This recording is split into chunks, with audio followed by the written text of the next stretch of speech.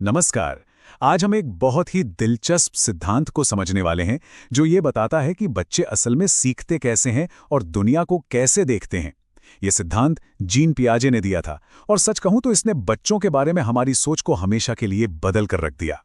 कभी सोचा है एक बच्चे का दिमाग आखिर काम कैसे करता है? ये वो सवाल है जिसने सालों तक साइकोलॉजिस्ट को उलझाए रखा। और इसी एक सवाल ने जीन पियाजे को अपनी पूरी जिंदगी की रिसर्च में लगा दिया।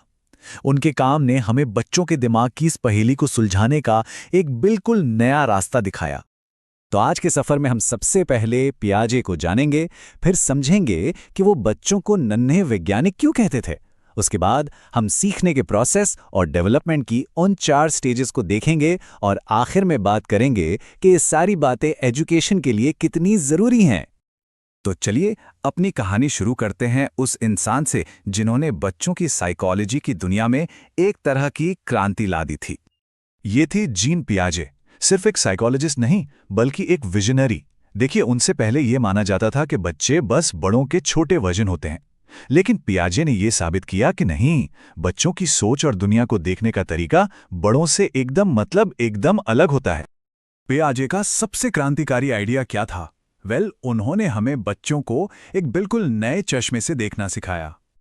इसका सीधा सा मतलब यह है कि बच्चे कोई खाली बर्तन नहीं है जिसमें हम बस जानकारी भरते जाते हैं। नहीं, वे अपने आसपास की दुनिया के साथ एक्सपेरिमेंट करते हैं, चीजों को छूते हैं, सवाल पूछते हैं और अपने अनुभवों से खुद अपनी समझ बनाते हैं, बिल्कुल किसी छोटे साइंटिस्ट की तरह। तो सवाल ये उठता है कि ये नन्हे वैज्ञानिक अपना ज्ञान बनाने के लिए कौन से दिमागी औजारों का इस्तेमाल करते हैं?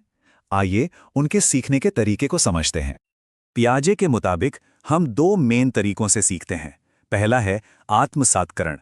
इसको ऐसे समझिए कि एक बच्चे को पता है कि 4 पैरों वाला पूंछ वाला जानवर कुत्ता होता है। अब जब वो पहली बार बिल्ली देखता है तो उसे भी कुत्ता ही कहता है। यह है आत्मसात्करण, नई चीज को पुरानी समझ में फिट करना। लेकिन जब उसे बताया जाता है कि अरे नहीं, ये तो बिल्ली है, तो वो अपने दिमाग में कुत्ते की परिभाषा को बदलता है। इसे कहते हैं समायोजन। और साम्य धारण वो इंजन है जो इस पूरी गाड़ी को चलाता है। जब भी हम कुछ नया देखते हैं जो हमारी पुरानी समझ से मेल नहीं खाता, तो दिमाग में कंफ्यूजन, एक असंतुलन पैदा होता है। इसी असंतुलन को दूर करने और एक नई बेहतर समझ बनाने के प्रोसेस को साम्य धारण कहते हैं। असल में यही हमें सीखने के लिए पुश करता है। पियाजे ने यह भी पाया कि बच्चों की सोच का विकास कुछ तय स्टेजेस में एक के बाद एक होता है। तो चलिए दिमाग के विकास के इस सफर पर एक नजर डालते हैं। ये है पियाजे की थ्योरी का पूरा रोड मैप। जन्म से लेकर बड़े होने तक हमारा दिमाग इन 4 खास स्टेजेस से गुजरता है। आइए अब हर स्टेज को थोड़ा करीब से जानते हैं। हमारी जर्नी शुरू होती है पहली स्टेज से, जिसे संवेदी प्रेरक अवस्था कहते हैं। यहां पर सीखना पूरी तरह से फिजिकल होता है, सेंसेस और एक्शन के जरिए। इस उम्र में बच्चे दुनिया को अपनी आंखों से देखकर, हाथों से छूकर और मुंह में डालकर ही समझते हैं। वो चीजों को पकड़ते हैं, फेंकते हैं और देखते हैं कि क्या होता है। हर एक्शन उनके लिए एक नया एक्सपेरिमेंट होता है। इस स्टेज की सबसे बड़ी अचीवमेंट है वस्तु स्थायित्व को समझना। ये वो मैजिकल मोमेंट है जब बच्चा ये जान जाता है कि अगर उसका खिलौना किसी चादर के नीचे छिपा दिया जाए तो वो गायब नहीं हुआ है, बल्कि वो अभी भी वहीं है। ये सोच के डेवलपमेंट में एक बहुत बड़ा, बहुत जरूरी कदम है। अब हम आते हैं दूसरी स्टेज में, जहां भाषा और कल्पना की एक नई दुनिया खुलती है। इस स्टेज में बच्चे भाषा और सिंबल्स का इस्तेमाल करना सीख जाते हैं। वो कल्पना के दुनिया में जीने लगते हैं, जैसे एक लकड़ी के टुकड़े को फोन मानकर बात करना। लेकिन उनकी सोच अभी भी काफी हद तक सिर्फ उनके अपने नजरिए के आसपास ही घूमती है। और इसी लिमिटेशन को पियाजे ने आत्मकेंद्रितता कहा है। इसका मतलब स्वार्थी होना नहीं है। इसका मतलब है कि बच्चा ये समझ ही नहीं पाता कि दूसरे लोग चीजों को अलग नजरिए से भी देख सकते हैं। जैसे अगर उसे कोई कार्टून पसंद है तो उसे लगता है कि पूरी दुनिया को वही कार्टून पसंद होगा। अच्छा, अब हम तीसरी स्टेज में पहुंचते हैं जहां बच्चों की सोच ज्यादा लॉजिकल और ऑर्गेनाइज्ड होने लगती है। इस लेवल पे बच्चे लॉजिक लगाना शुरू कर देते हैं, लेकिन सिर्फ उन चीजों के बारे में जिन्हें वो देख या छू सकते हैं।